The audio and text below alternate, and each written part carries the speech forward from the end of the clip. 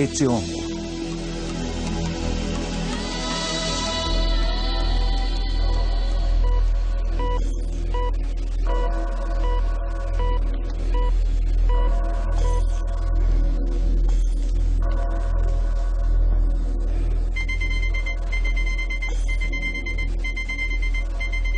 A vida pende por um fio bem fino.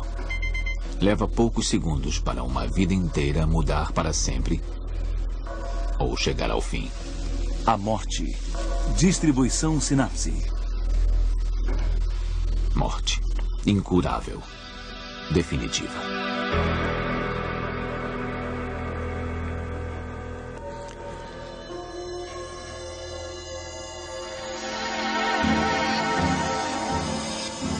Todo ano, 52 milhões de pessoas morrem no planeta. Um índice de 3 pessoas a cada 2 segundos.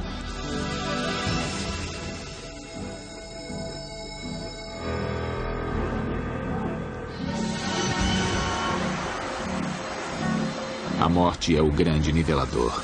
Ninguém escapa.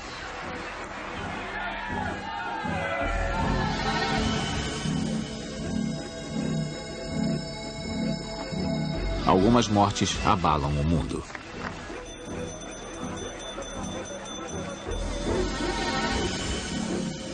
Outras passam despercebidas.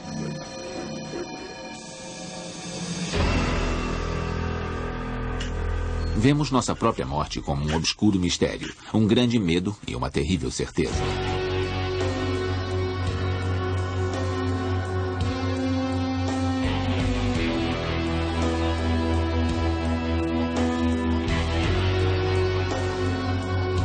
Quando a morte nos tira alguém a quem amamos, a primeira reação é de choque. Depois, um processo longo e difícil se inicia: o luto. Nossa atitude para com a morte depende da percepção que temos dela. Existe vida após a morte? Um mundo além deste? Desde o início dos tempos, os seres humanos buscam respostas para essas dúvidas.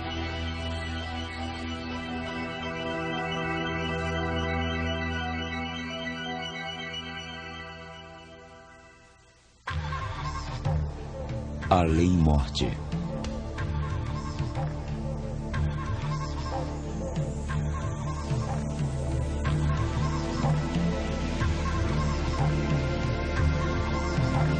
Desde tempos imemoriáveis, o Homo sapiens faz túmulos para os mortos. Já se encontraram esqueletos em grutas, curvados em posição fetal, pintados com ocre vermelho. Estes rituais mostram respeito pelos mortos, mas parece que as pessoas dessa época também os temiam.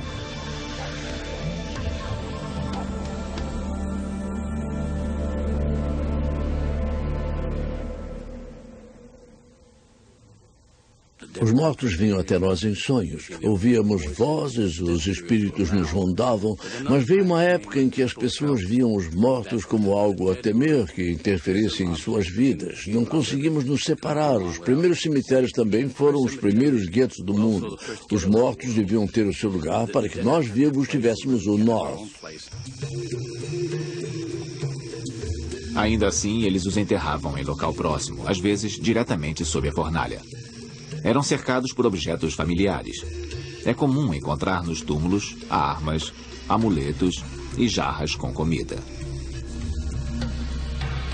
Nossos ancestrais acreditavam que a vida seguinte fosse semelhante a esta e que os mortos precisavam dessas coisas para a viagem final.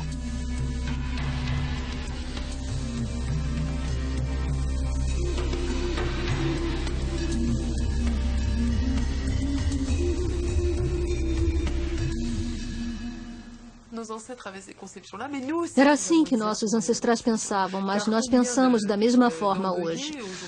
Por exemplo, muitas pessoas de luto colocam fotos, joias ou outros objetos no caixão.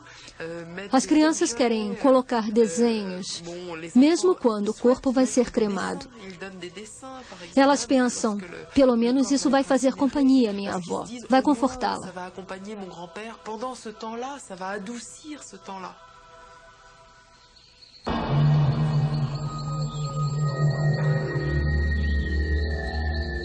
Mesmo em tempos pré-históricos, imaginávamos o que acontecia depois da morte. O granito, sólido e inalterável, nos faz sonhar com a imortalidade. Isso gerou uma associação, um forte elo simbólico entre a alma e a pedra.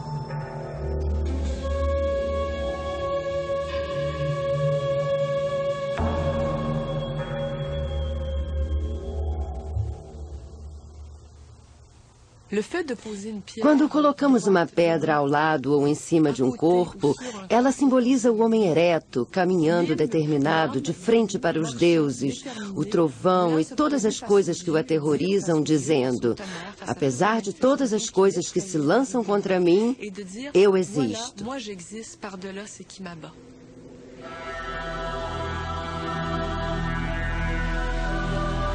Os egípcios ergueram grandes monumentos para os mortos. As pirâmides são grandiosos sarcófagos reservados aos faraós.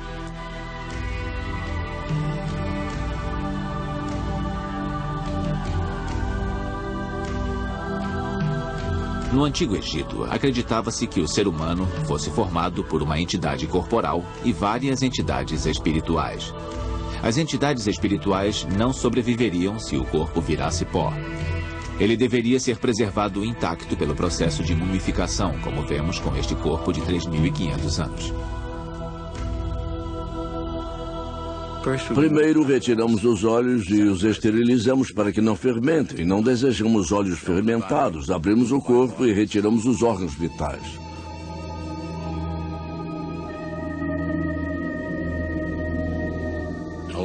Também são esterilizados e colocados em jarras, senão irão se decompor. Agora vem uma parte muito importante. Retiramos o coração. No lugar dele, coloca-se uma estátua de pedra do besouro que trabalha com o excremento e que transforma a morte em vida. Costuramos o corpo, deixamos secar e colocamos em salmoura, água e sal por alguns meses. Deixamos secar, abrimos novamente e o enchemos de areia, resinas e temperos. Costuramos, moldamos os seios se for mulher e o enrolamos em um linho que tenha ficado de molho em conservantes. Agora o vestimos com uma roupa maravilhosa. Ele será colocado em um caixão na forma do corpo, que vai para o sarcófago.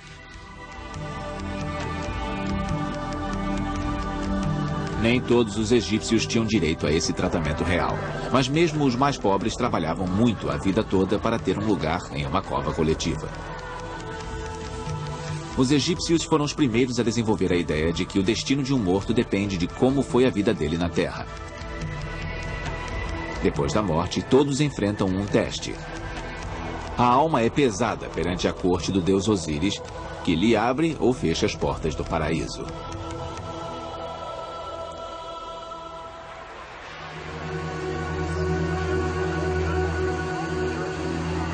Os antigos gregos também acreditavam na imortalidade da alma. Uma procissão, usando cores escuras, acompanhava o morto até o local do enterro.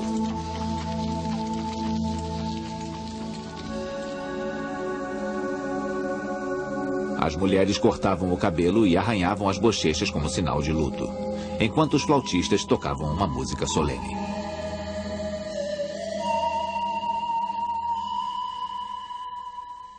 Os cortejos se tornavam mais elaborados em sociedades mais refinadas. Era possível ter um funeral maior. Tinham material para isso. Poderia haver objetos usados apenas em funerais. Em muitos casos, em sociedades cultas, havia textos que uma pessoa podia dizer a outra. Havia canções, palavras e toda uma cultura por trás dos rituais. Isso começou a mostrar o poder dos mortos e das pessoas que choravam por eles quando alguém morria. A importância dessa pessoa e de quem sobrevivia era mostrada pelas proporções do funeral. Os gregos acreditavam em Hades, no submundo, no reino oculto dos mortos. As pessoas entravam nele cruzando um dos 4 rios que o cercavam. Caronte as levava de barco por um preço. Por isso as pessoas deixavam uma moeda para seus mortos. Os gregos acreditavam que o destino dos mortos dependia de como os vivos tratavam de sua tumba. Se não cuidassem bem dela, os mortos os castigariam com uma maldição.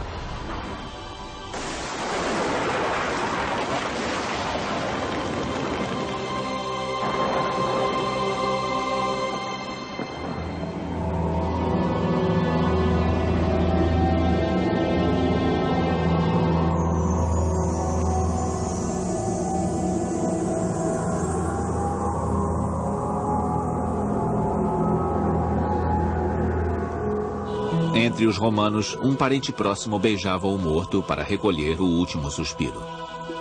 Acreditavam que a alma deixava o corpo pela boca.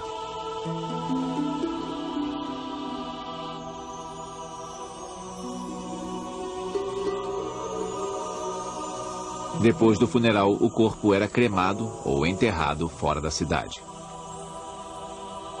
O local era marcado com uma inscrição, às vezes com um retrato, para preservar a memória de quem estivesse enterrado. No Império Romano, a morte era um espetáculo. Traidores e criminosos eram executados em público. Um dia, entre os anos 26 e 36 d.C., um homem foi levado a julgamento perante Pilatos, procurador da província romana da Judéia. O homem era um judeu, e sua morte mudaria o curso da história. Na verdade, havia diferentes culturas em colisão no Império Romano. A crescente ansiedade da morte. Precisavam de alguém que surgisse para salvá-los da confusão. Alguém que os livrasse da bagunça, da ansiedade de uma sociedade tumultuada. Havia salvadores em cada esquina. Quando espalhou-se a história de um homem da Galileia que havia morrido e ressuscitado, isso atraiu muita atenção. Talvez este fosse o caminho. As histórias sobre ele foram se espalhando. Não era difícil de acreditar porque a ideia de ressurreição já pairava no ar. As primeiras pessoas a se tornar cristãs eram muito convincentes e entusiastas. Aos poucos, o cristianismo conquistou todo o mundo romano.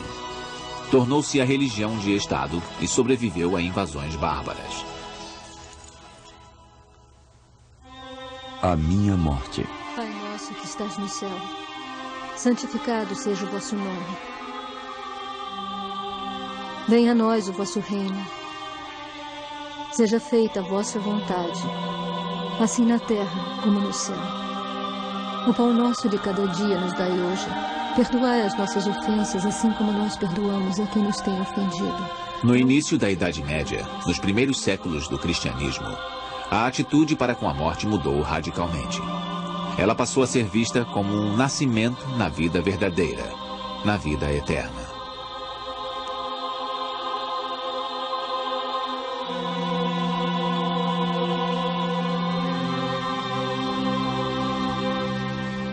Nous assistons dans cette Europe des communautés villageoises. Na Europa das comunidades de vilarejos, vemos a coabitação, por vezes pacífica e por vezes tumultuada, do cristianismo com o que se pode chamar de velha religião popular.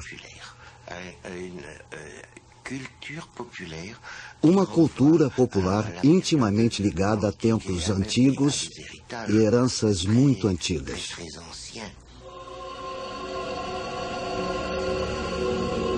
O hábito do velório era cuidadosamente observado, porque as pessoas temiam que os mortos pudessem levar o corpo.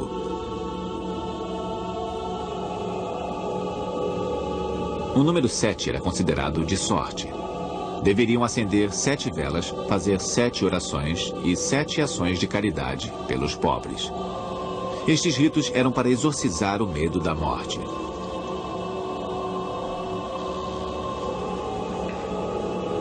No entanto, a morte era uma visitante familiar.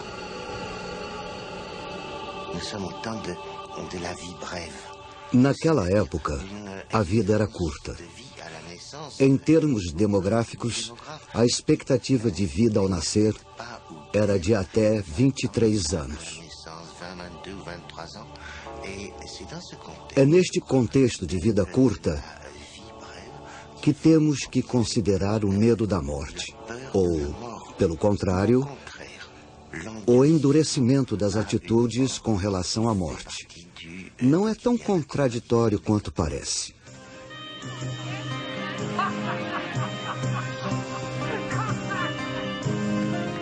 Entre os séculos XII e XV, ocorreu uma grande mudança na percepção da morte.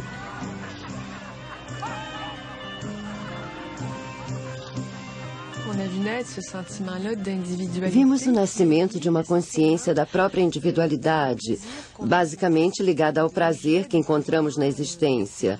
O eu descobrindo os prazeres da vida e, ao mesmo tempo, porque sempre acontece junto, percebendo que este eu não pode viver para sempre. A morte se tornou trágica. Guias foram escritos para ajudar as pessoas a enfrentar este último ato do drama humano.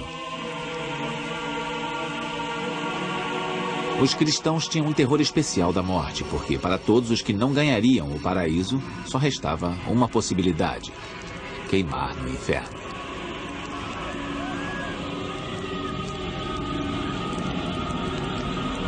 Sem dúvida, foi para suavizar essa terrível expectativa que o purgatório foi criado.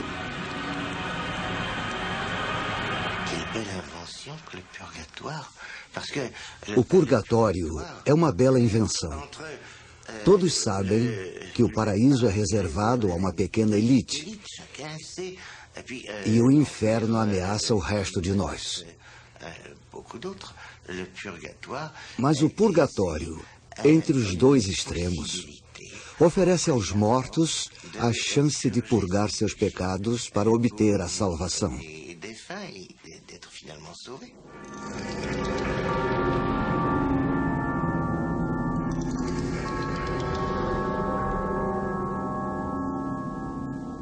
A Igreja relutou por muitos anos, até meados da Idade Média, quando alguns papas viram que era uma proposta lucrativa.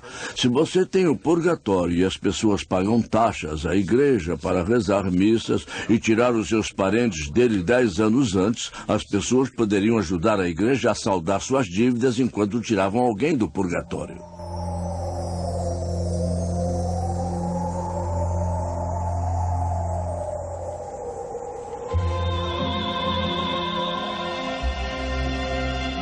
Em 1348, uma epidemia avassaladora assolou a Europa e causou uma das piores matanças da história.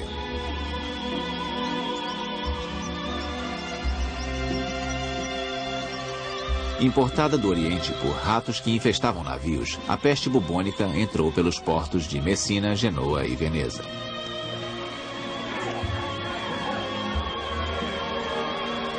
As pessoas morriam como moscas. Em Avignon, eram 400 mortes por dia. Em Paris, 800. Em um único burgo londrino, foram enterradas 50 mil pessoas. Os desesperados gritavam quando o carrinho que levava os mortos passava. As mães matavam seus filhos. O mundo caiu em histeria.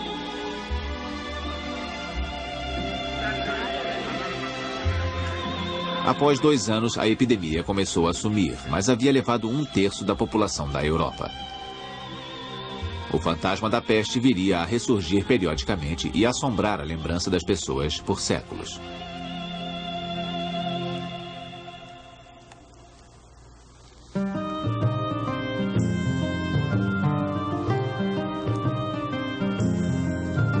Desde o fim da Idade Média, a morte sempre esteve ligada à pessoa a quem ameaçava. Era uma tragédia pessoal. Mas do século XVIII em diante, os laços familiares ficaram mais fortes. Subitamente, a face da morte mudou. A perda daqueles à nossa volta se tornou insuportável.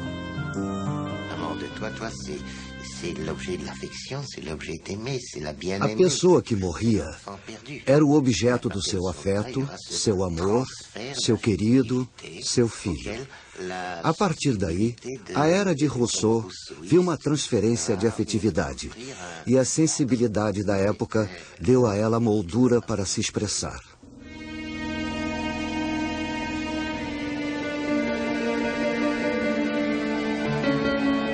No século XIX, o além se tornou o lugar em que nos reuniríamos com aqueles a quem a morte levou.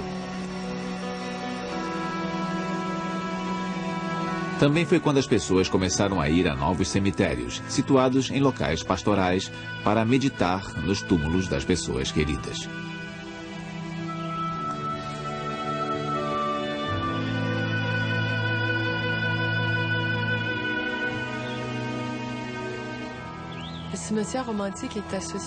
O cemitério romântico está associado à visão da morte do século XIX, com uma ligação muito próxima.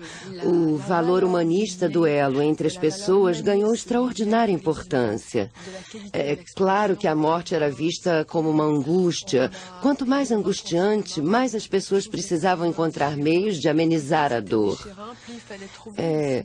Foi a era de grandiosos epitáfios, grandes elogios e cemitérios românticos repletos de símbolos, tanto sombrios quanto tranquilizadores.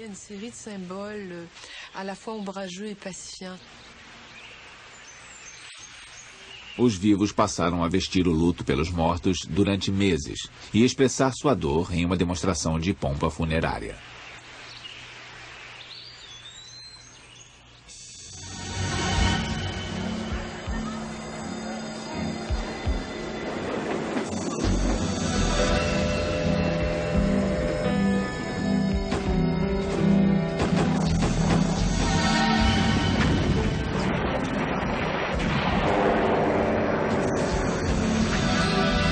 O século XX deu fim à morte romântica. Depois da Segunda Guerra Mundial, a expectativa de vida aumentou e a morte ficou mais afastada do cotidiano.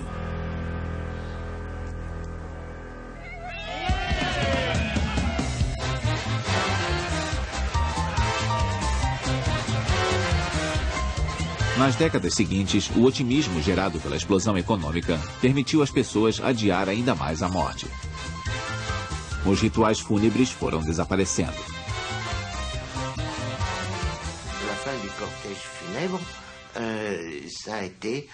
O trânsito e os sinais vermelhos acabaram com os cortejos.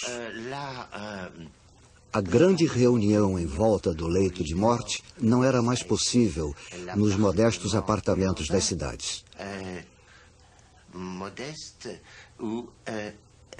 O lar era muito pequeno para que várias gerações, avós, pais e filhos, vivessem juntos. Portanto, os idosos iam para outro lugar para morrer, os asilos, ou cada vez com mais frequência para o hospital. A morte não fazia mais parte do sistema no qual tornou-se impossível subir com um caixão pelo elevador, a não ser em pé.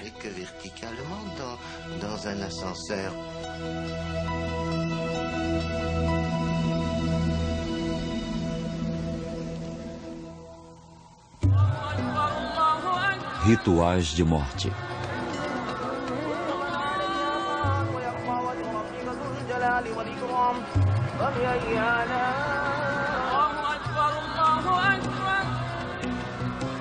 Mesmo hoje, se existe uma coisa comum a todos os seres humanos do mundo, certamente é o medo de morrer.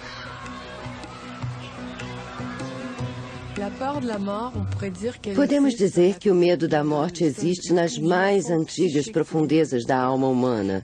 O que diferencia uma cultura de outra, não só a ocidental da oriental, mas do norte e do sul também, o que marca a diferença entre nós é como nos defendemos deste medo.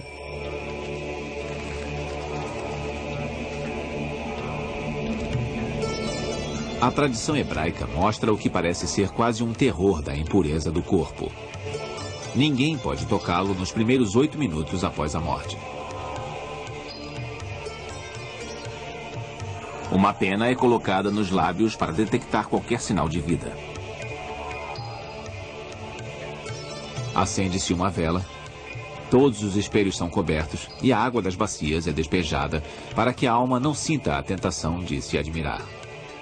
Depois, o corpo é preparado para o enterro. O processo se chama Tahara. Em qualquer cultura, até nas que observam um mínimo de rituais, limpamos nossos mortos de alguma forma.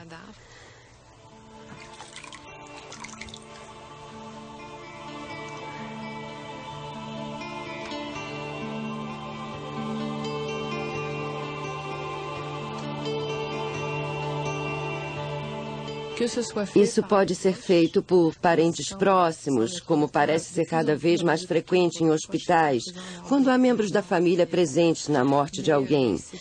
Mas é feito em toda a cultura, seja por parentes ou profissionais.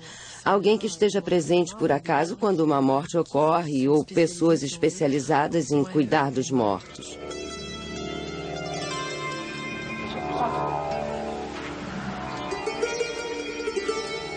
Para os muçulmanos, a limpeza mortuária consiste em deixar o corpo virado para a Meca e lavá-lo cuidadosamente 3 vezes.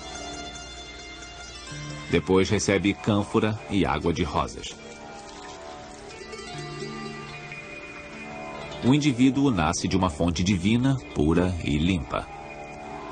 Deve retornar ao lugar de onde veio, também puro e limpo.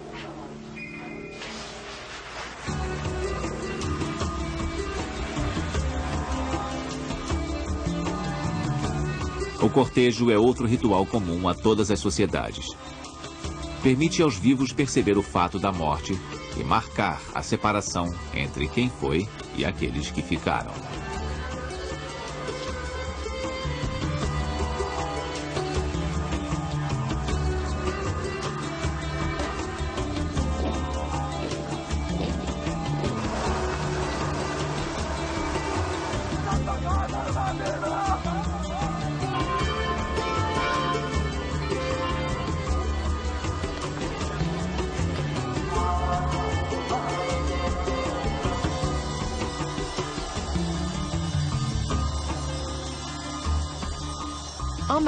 Caminhando com eles, absorvemos a realidade com mais suavidade.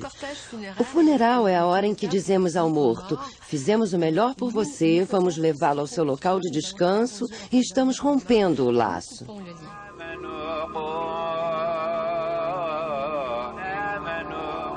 Em muitas culturas, o corpo é enterrado com muita austeridade. E isso é feito de propósito. Os muçulmanos deitam o corpo diretamente na terra. Perante Alá, ricos e pobres devem ser igualmente desprovidos.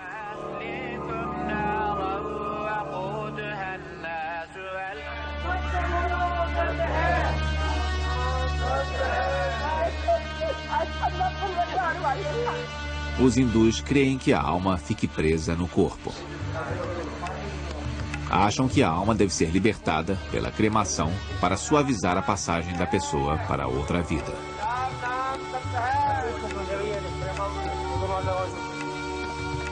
A fumaça da pira leva o que resta da pessoa para o além, o invisível.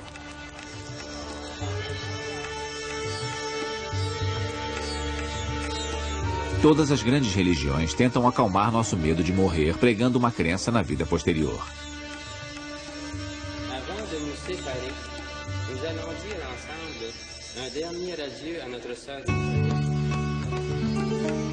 Religiões monoteístas como o cristianismo, o judaísmo e o islamismo partilham a crença na eternidade de bênçãos conquistadas por atos merecedores na terra.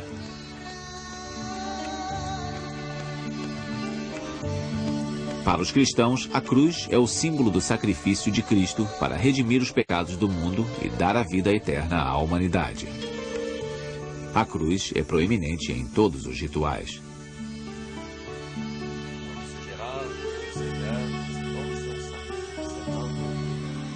Apesar da esperança de ressurreição, a morte também carrega o terrível peso do pecado, que pode levar ao inferno. As religiões que mais se aproximam de controlar nossa vida também fizeram disso um de seus temas. Há uma grande mudança do grito alegre: estamos livres da morte, Cristo ressuscitou.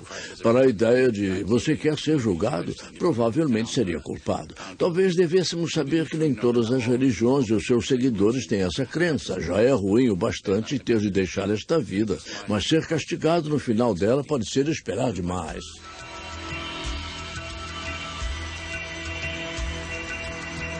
Para os hindus, vida e morte são ciclos relacionados.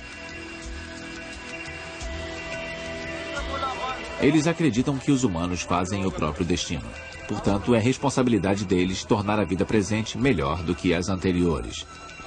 O estágio final é o moksha, a liberação de uma longa série de reencarnações.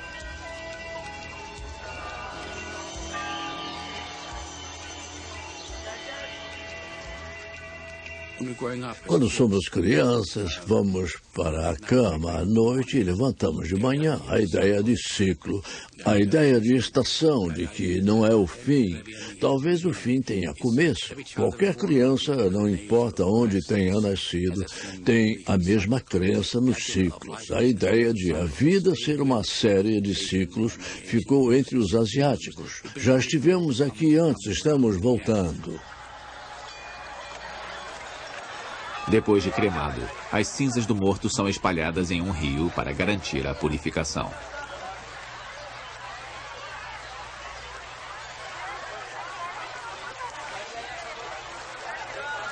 Um pouco mais abaixo, homens e mulheres se banham nas mesmas águas e rezam para que o morto ganhe outra vida.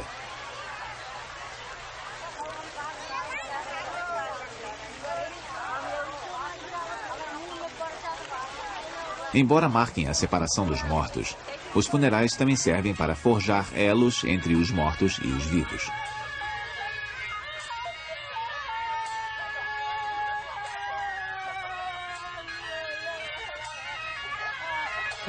A refeição do funeral é mais centrada nos vivos do que nos mortos, mesmo que a pessoa morta continue presente. Em algumas sociedades, o corpo permanece durante o banquete e só depois é levado para o local do seu descanso final. Às vezes, coloca-se um lugar para ele ou ela à mesa.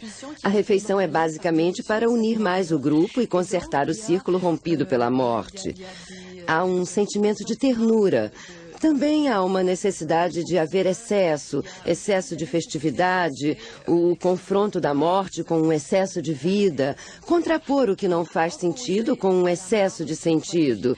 Portanto, acontece principalmente para os vivos. Donc, on le fait d'abord et avant tout pour les vivants.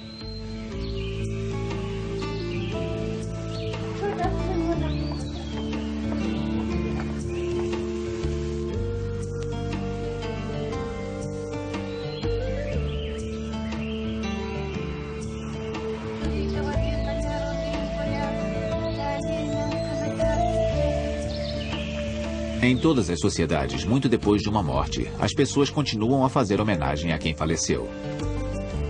Mesmo depois de morrer, aqueles cuja vida marcou o mundo continuam a viver na lembrança de quem ficou.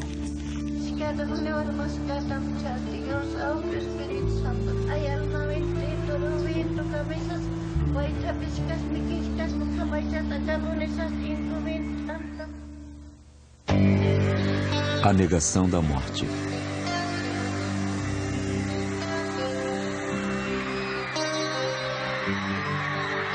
Elvis Presley, le roi du rock, est mort aujourd'hui à l'âge de 42 ans, 24 heures... Em 16 de agosto de 1977, a notícia se espalhou pelo mundo. Elvis Presley, o rei do rock and roll, havia morrido.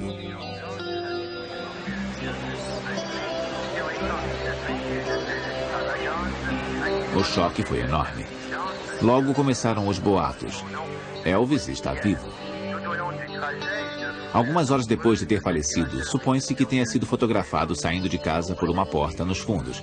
Desde então, muita gente diz tê-lo visto vivo.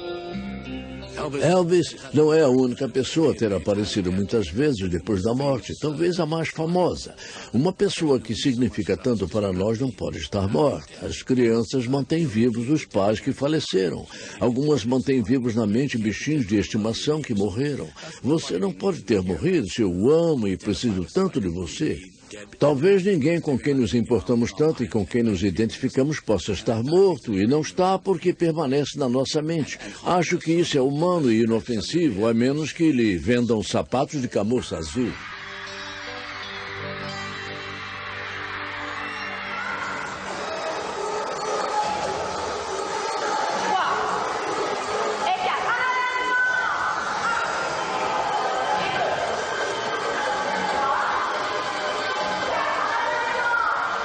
No mundo ocidental, vemos um fenômeno se espalhar.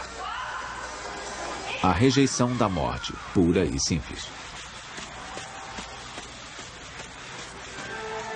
Hoje, a expectativa de vida do homem passa dos 70 anos.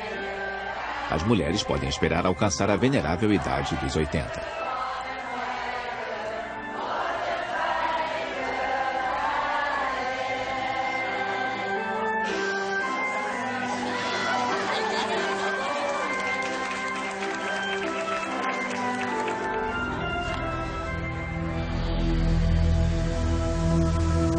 Quando a tecnologia nos dá a impressão de que controlamos as forças da natureza, é tentador crer que também possamos conquistar a morte.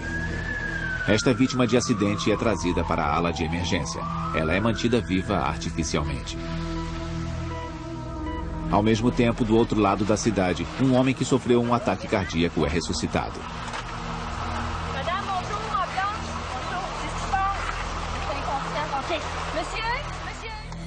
A jovem mulher só consegue continuar a respirar com a ajuda de um arsenal de equipamentos médicos modernos. Ela está morta. A atividade cerebral cessou. Um estranho paradoxo. Uma mulher morta continua a respirar, e um homem cujo coração parou de bater momentaneamente está vivo.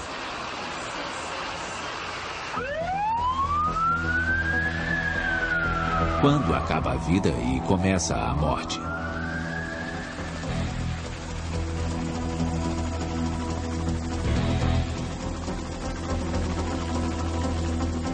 Graças a descobertas científicas, estamos salvando cada vez mais pessoas que antes estariam condenadas. Mas o milagre da medicina moderna pode levar ao uso de medidas terapêuticas extremas. Que tipo de vida um paciente em estado vegetativo tem?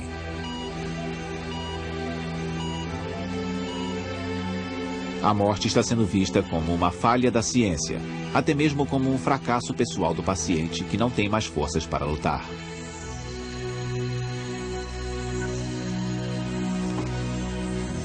Quando você acredita que cada vida é especial, a morte parece intolerável.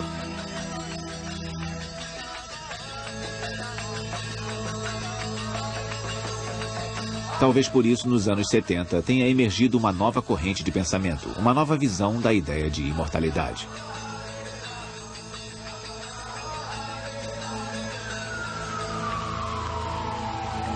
Novas técnicas de reanimação levaram ao aparecimento de um fenômeno pouco conhecido, chamado experiência de proximidade da morte. Pessoas declaradas clinicamente mortas e trazidas de volta à vida relatam estranhas experiências. Uma sensação de leveza e paz. Elas veem o próprio corpo sem vida e tudo o que está à sua volta. Depois entram em um túnel de luz que emite uma sensação de ternura e amor.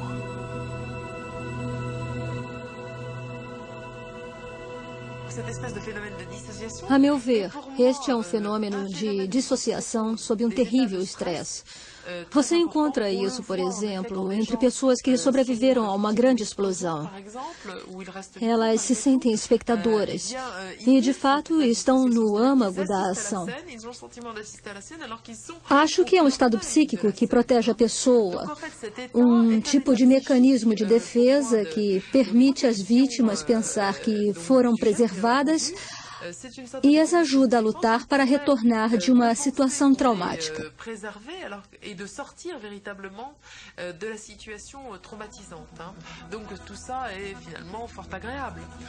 É uma sensação muito agradável.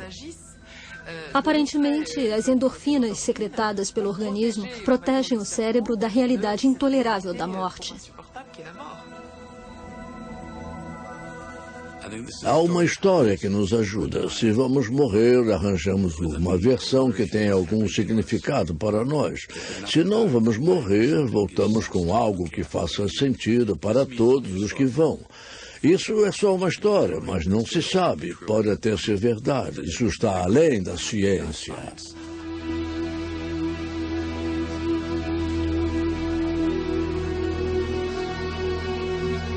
Sempre ficamos desconcertados quando confrontados com a morte de alguém. É uma lembrança cruel de que a nossa morte nos aguarda.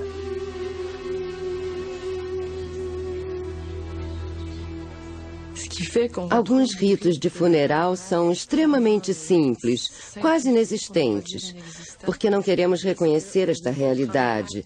Tampamos os olhos. Nos livramos dos mortos o mais depressa possível. Os cremamos sem delongas e rituais, como lixo. Nós os eliminamos, fingimos que não está acontecendo. Aquilo nos incomoda. Temos uma agenda muito pesada, vamos acabar logo com isso. Mas criamos outros problemas. Mesmo que lutemos para negar a morte, ela acaba nos alcançando. Quando falece alguém a quem amamos, muitos de nós tentam voltar à vida normal depressa demais, levados pelas pressões da vida moderna.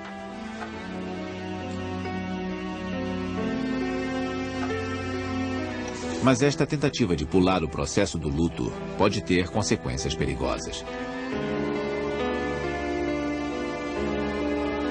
Meses, até anos mais tarde, as pessoas adoecem ou têm crises de nervos porque não tiveram tempo para lidar com um grande acontecimento na sua existência: a morte de uma pessoa próxima.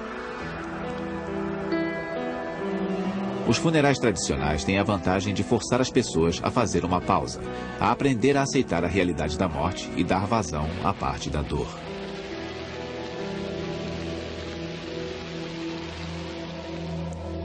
Existe algo que possamos fazer quando alguém próximo de nós morre, que possamos fazer unidos como em um ritual, que nos ajude a entender a vida e a morte e a tirar o melhor proveito delas? Parece que sim, mas o que você escolhe pode não ser o mesmo que eu escolho. Precisa sair organicamente da nossa vida. Há muitos funerais alternativos e experiências nos quais as pessoas dizem: vamos recriar a vida dessa pessoa, vamos falar do que amava, lembrar o que ela fez, vamos contar fatos engraçados, reviver a vida dela com eles e não nos centralizar na morte.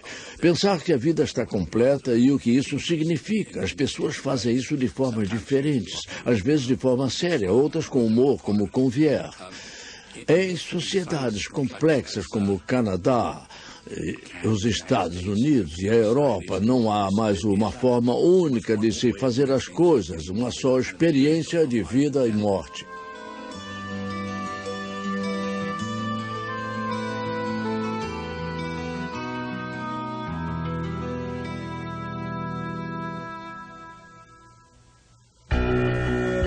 Morrer amanhã.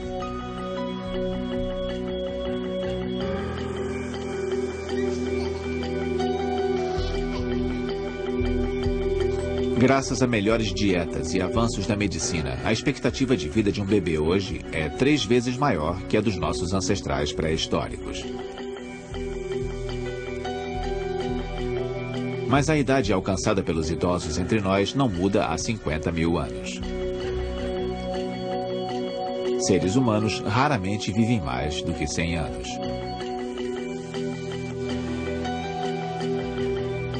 Desde os anos 60, temos tentado compreender as causas do envelhecimento, mas o processo ainda é um mistério.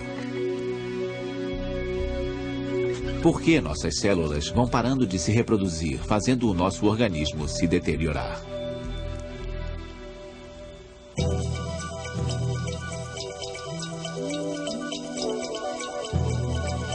Uma teoria diz que as células são programadas geneticamente para se reproduzir um determinado número de vezes. Como se o organismo tivesse um relógio interno. A uma determinada hora, marcada pelos genes de cada indivíduo, as células param de se dividir, iniciando o processo de morte.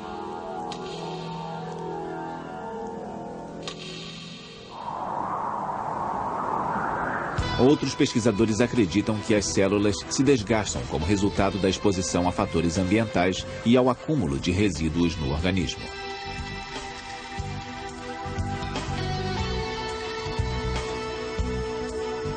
A mecânica do envelhecimento é muito complexa. Vários milhares de genes podem estar envolvidos. Mas se conseguirmos colocar um dedo no processo que inicia a degradação do organismo, não há por que não termos esperança de detê-lo um dia. Talvez até revertê-lo.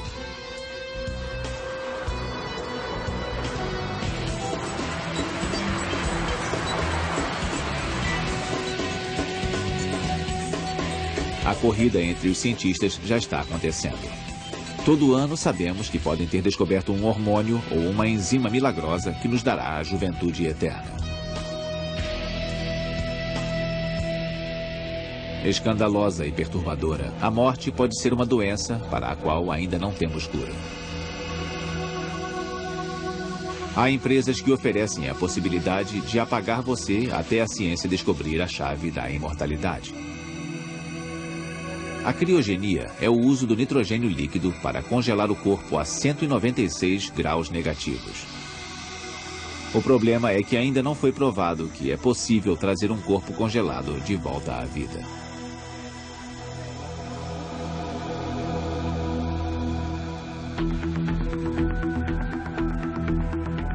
A clonagem é outra forma de atingir a imortalidade.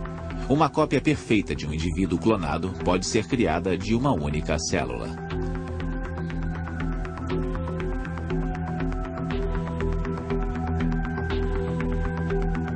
É tecnicamente concebível clonar um ser humano.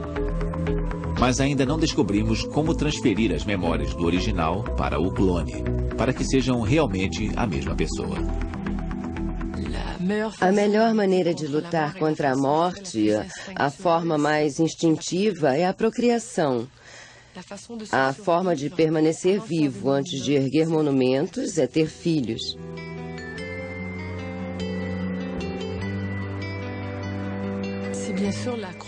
Claro, há uma crença na imortalidade, todas as crenças, e o fator da criação.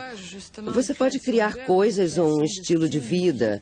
São duas formas de deixar a sua marca, mas não necessariamente fazendo grandes obras que influenciem a sua época, mas que afetem as pessoas com quem você vive. Todo mundo faz isso sem saber por quê. Fazemos isso porque temos consciência da morte, mesmo que não pensemos nela todo dia. Os humanos poderão se reconciliar com a ideia da própria morte? Talvez por causa da AIDS, uma doença que joga o fato da morte na nossa cara.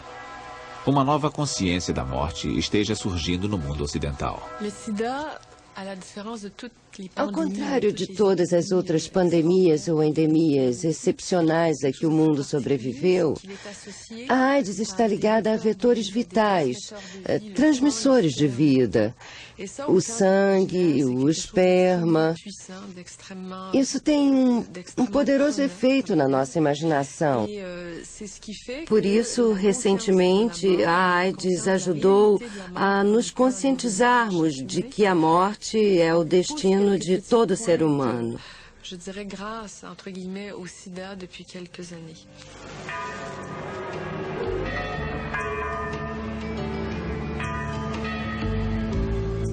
Podemos negar ou aceitar a morte, acreditar em outra vida ou na extinção completa, nos ver como únicos ou parte de um todo. Ter a morte como algo familiar ou estranho. Mas um fato permanece constante.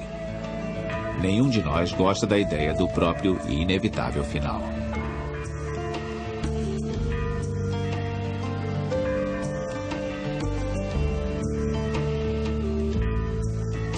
Seja lá o que for que vier depois, há a necessidade de manter algo do morto espiritualmente na mente ou talvez, de certa forma, interagir e dar algo em troca. Acho que vamos continuar fazendo isso de formas cada vez mais criativas, mesmo que o que fizermos no futuro passe a parecer ficção científica. Os sentimentos e pensamentos não serão muito diferentes dos de Neandertal, que cavava um buraco, colocava uma pedra e a pessoa querida nele.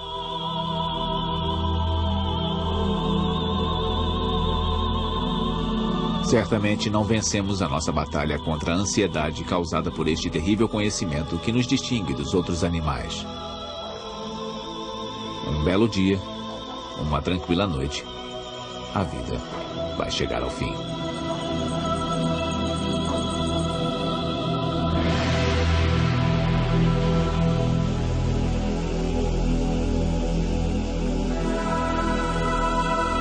Versão brasileira Audio News.